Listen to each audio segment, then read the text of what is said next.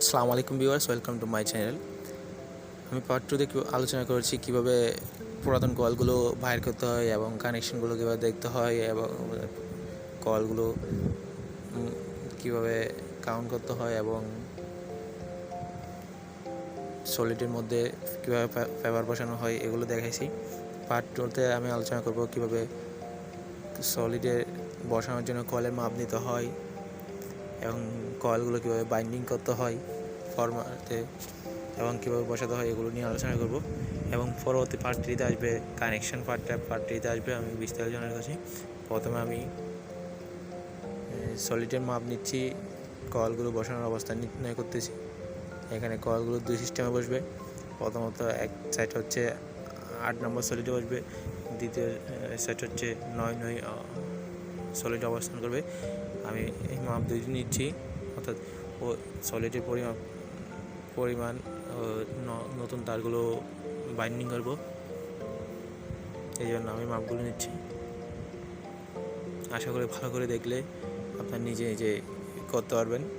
একদম সহজ, মন দিয়ে দেখলে ফুল ভিডিও নিজে তৈরি করতে পারবেন।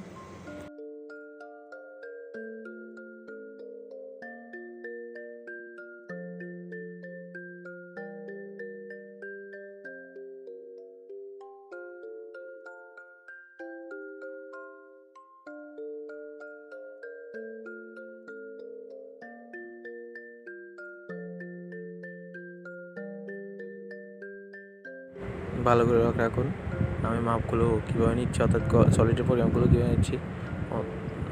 সলিডের পরিমাপগুলো যদি ভালোভাবে নেওয়া হয় তাহলে কয়েলগুলো সুন্দর হয়, বাইন্ডিংয়ের পর যে বাইন্ডিং হয় এগুলো সুন্দর হয়। আর বড় ছোটো হলে সমস্যা হয়ে যায়, ছোটো হলে সমস্যা, বড় হলে দেখতে সুন্দর লাগে না। এই জন্য ভালো করে অ্যাকুরেট করে মাপ দিতে হবে। এটা সলিডের মাপ পরিমাপগুলো।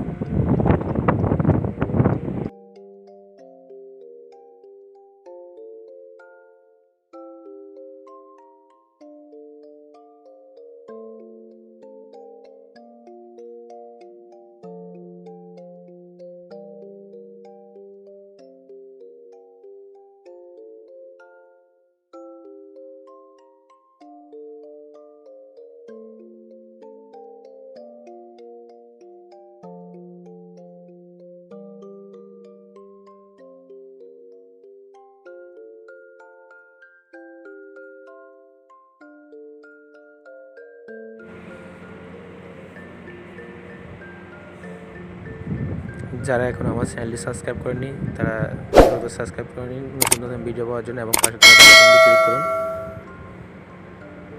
এখন আমি দেখাবো কীভাবে ওই পরিমাপে ফরম্যাটে নতুন কয়েলগুলো বাইন্ডিং করতে হয়। ভালো করে রাখুন। আমি কয়েলগুলো দেখেন ফরম্যাটে বাইন্ডিং করতেছি। আমি একটা নমুনা হিসেবে এক সাইড বাইন্ডিং করতেছি, সেম সম্পূর্ণ সাইড এভাবে বাইন্ডিং করতে হবে। এখানে প্রতি সাইডে 150টি টার্ম আছে, অর্থাৎ কয়েলের প্রতি সাইডে 150 টার্ম আছে। আমি সবগুলো বাইন্ডিং করতেছি 150 টার্ম করে। এখানে দুই সিস্টেমে আছে, এটা হচ্ছে 9 নম্বর 9 দ্বিতীয় হচ্ছে 8।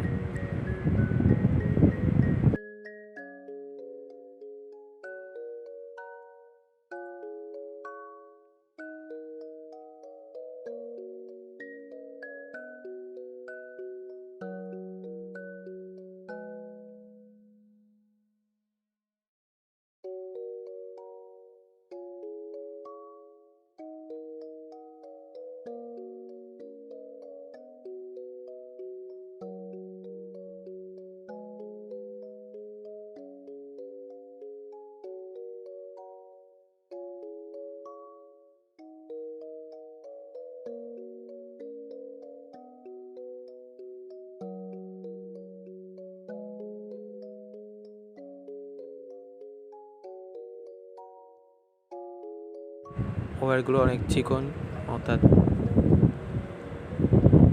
SWG অর্থাৎ স্ট্যান্ডার্ড ওয়্যার গেজে হিসাব করছি আমরা, অর্থাৎ স্ট্যান্ডার্ড ওয়্যার গেজে তারগুলো পরিমাপ হচ্ছে 0.37 mm। সাধারণত দুই সিস্টেমে তারের গেজ নির্ণয় করা যায়। একটা হচ্ছে SWG, দ্বিতীয় হচ্ছে AWG, আমেরিকান ওয়্যার গ্যাস আর স্ট্যান্ডার্ড ওয়্যার গ্যাস, দুই সিস্টেমে করা হয়।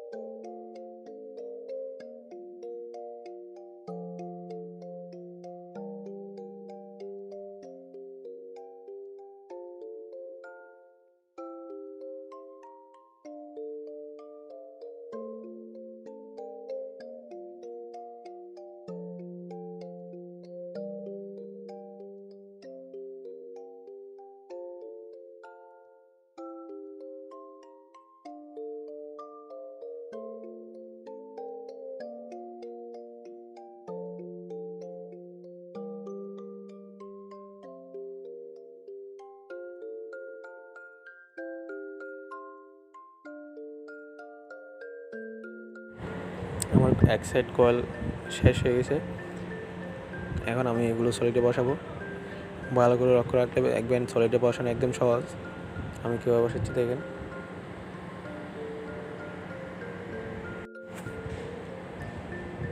প্রথমে আমি ডাবল সেটটা বসাচ্ছি, অর্থাৎ 9-9 অবস্থানে যে কয়েলটি ছিল ওইটা বসাচ্ছি। দেখেন আস্তে আস্তে বসাচ্ছি। সবসময় কানেকশন সেট রাখবেন যেদিকে, অর্থাৎ তারগুলো বাহির হবে ওইদিকে। অর্থাৎ এখানে দুই সিস্টেমের কয়েল আছে, এটা হচ্ছে সিঙ্গেল, এটা ডাবল সিস্টেম। কয়েলটা বসবে double single double single double single এরকম করে। অর্থাৎ একটা ডাবল সেট বসবে, দ্বিতীয়তে আবার সিঙ্গেল, আবার একটা ডাবল সেট বসবে, তৃতীয়তে একটা সিঙ্গেল, এরকম করে।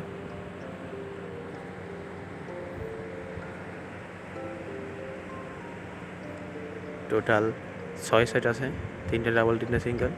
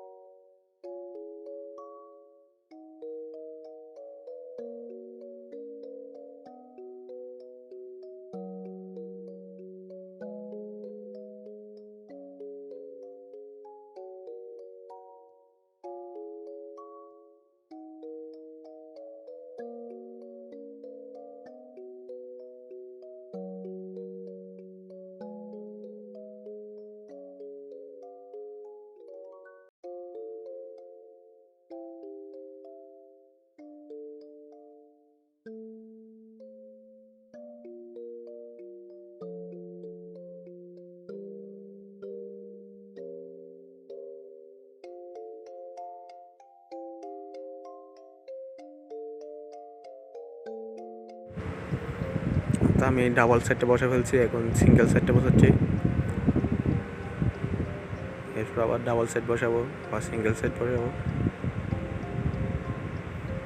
ভালো করে রাখলে সহজে আপনারা বানাতে পারবেন, একদম সহজ।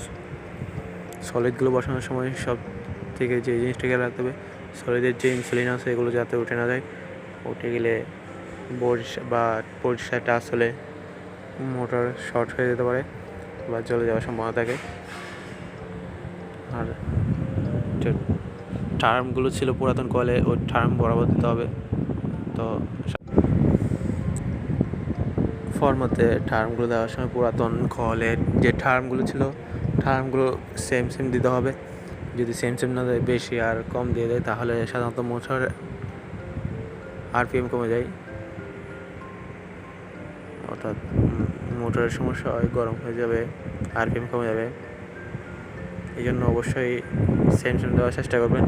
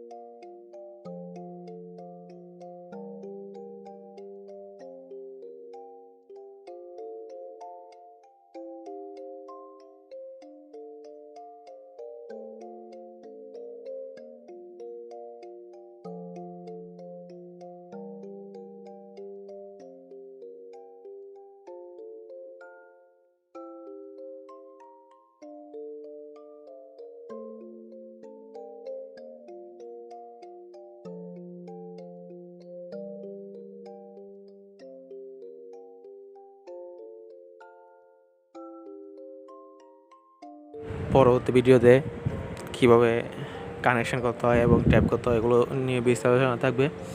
পরবর্তী ভিডিও দেখার জন্য চ্যানেলটি এখন সাবস্ক্রাইব করে এবং পাশে থাকা বেল আইকনটি ক্লিক করুন।